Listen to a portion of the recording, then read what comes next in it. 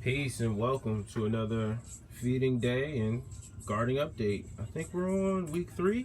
I think it's week 3. So yeah, today I'll pretty much be doing an overview of the garden. Not an overview. I'm sorry. Update, week 3 update of the garden. As you can see, I kind of finagled in some new shelving here, so I don't got to bend over all the time until actually we do a transplant video later on in the week for this guy, and then I can start to sit things down on the floor and work out of buckets. But this video will focus on a general update of the overall garden. Got a fucking pest problem now. That's what this product in the back is for, so I'll probably do a separate video on that later. But we'll be going over my feeding schedule. We'll be focusing on the seedlings that we got in our Mother Earth cocoa. Got some ginger. We're gonna try that out. Some of our seedlings here in our Jeffy pots with our cocoa.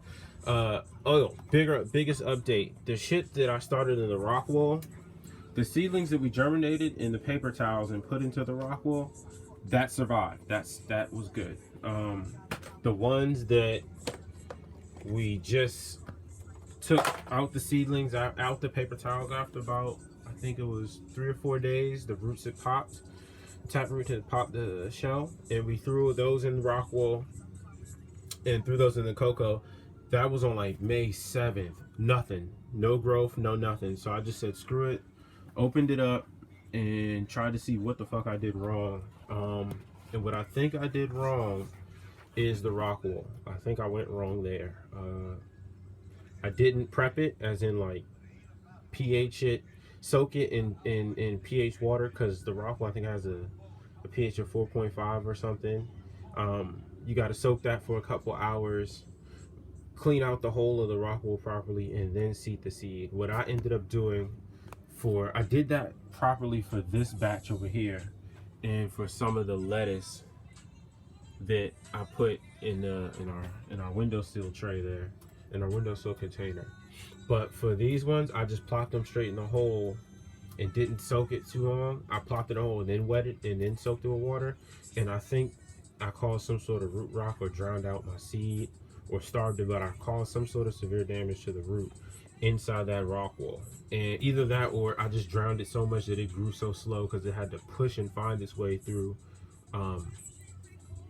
various voids and stuff that were soaked of the rock wool. So that totally just for shits and giggles, I let that sit to see where it goes. But I went ahead and jump started some new seeds to hopefully see if that catches on. So I did my 3 to 4 day germination. Taproots popped out real strong. And the reason I'm figuring it was the rock wool is because when I checked the taproots in the rock wool, they were real like soft, not soft. They looked underdeveloped. And when I tried to take them out, the taproot would rip real easily.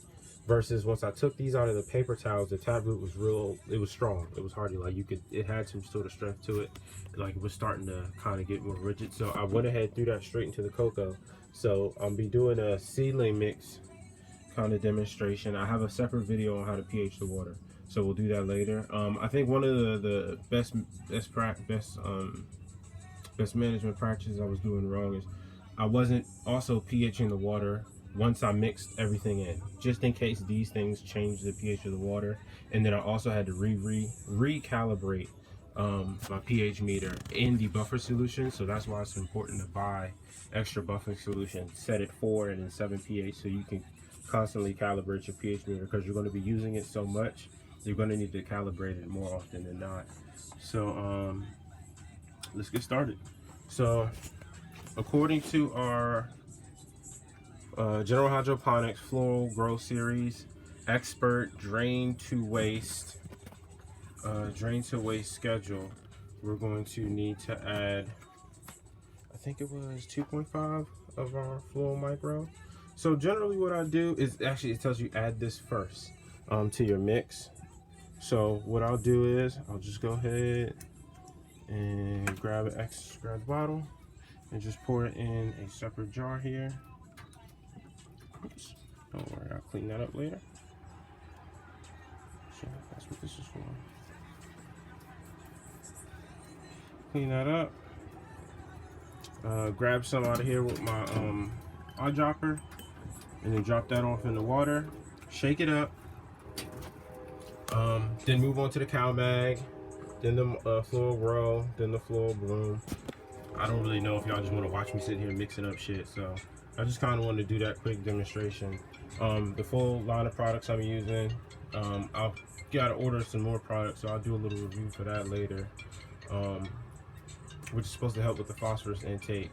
Again, for your liquid fertilizers, your P and your K values, nitrogen, phosphorus, potassium. So what you're really looking for that growth schedule is the right ratio mix of your solutions to your micro, so that way you're feeding the plant in the right amount at the right stages. And the CalMag is just for that magnesium. Short here. For that intake in the cocoa, just because you're not going to get that type of support from that kind of growing medium versus the soil growing medium. So I might have fucked something up, so I might gotta go and change up the mixes because I added a little bit too much CalMag, or I'll pour it in the soil and see how it goes. It's only one time feeding, then I'll do a good flush to make sure. So I'll kind of check you guys later. Oh, and then again, once you're done mixing all of these, just go ahead and pH your water to your 5.5 to 6.5.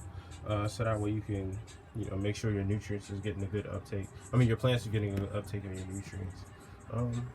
And then I'll probably take us out back later and walk us through. Actually, no, let's go ahead and do that. Got a little bullshit heating system here that helps hold the greenhouse good.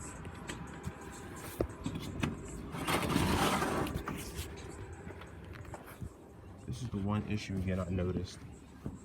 So this fan right here comes loose when you push it up against this railing, so I gotta clip that off. Outdoor, everything's kind of growing. This one we gotta focus here. Coming in nice, potatoes are coming in good, but starting to get pests. If not the birds, something's eating up some of the spinach there. So I'll try out some of this new insecticide I got, and we'll see if that'll help. Here the potatoes over here. In a little bit, we're gonna have to add more soil on top, but everything's kind of coming in real good. So far, so good. So cleaning out the garden. Remember to weed. Do your weeding and watering and feeding to maintain your outdoor garden. But yeah, just the pests. That's one of the other things too. So I got some pest damage here. So I'll mix together some pest solution and go over that in another video. So yeah, this is my little update. So peace.